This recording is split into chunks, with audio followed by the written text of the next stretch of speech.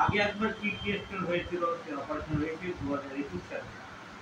কিন্তু আমার kidney stone ধরা পড়েছিল, ওই অপারেশন করার পরে ধরা পড়েছিল যখন সাইজ ছিল 9.2 millimetre in the left kidney. বাম দিকের কিডনিতে 9.2 মিলিমিটার, মানে 9 মিলিমিটার পাথর ধরা পড়েছিল। সেজন্য উনি একজন ইউরোলজিস্টকে দেখিয়েছিলেন, সার্জন ডক্টর জেপি দাসকে।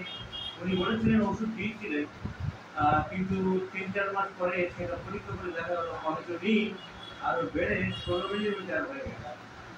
9 মিলিমিটার থেকে 7 মিলিমিটার বেড়ে 16 মিলিমিটার হয়েছে।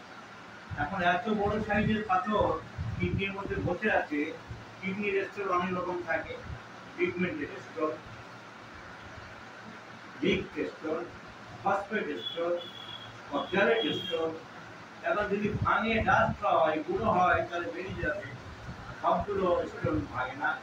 এখন আমরা চেষ্টা করে দেখি অপারেশন হয়, আর এই বয়সে অপারেশন করতে চাই না। 16 মিলিমিটার স্টোন, যেটা 9 থেকে বেড়ে 16 হয়ে গেল, অ্যালোপ্যাথি ডাক্তারবাবু দেখছিলেন, কিছু ইমপ্রুভমেন্ট হলো না।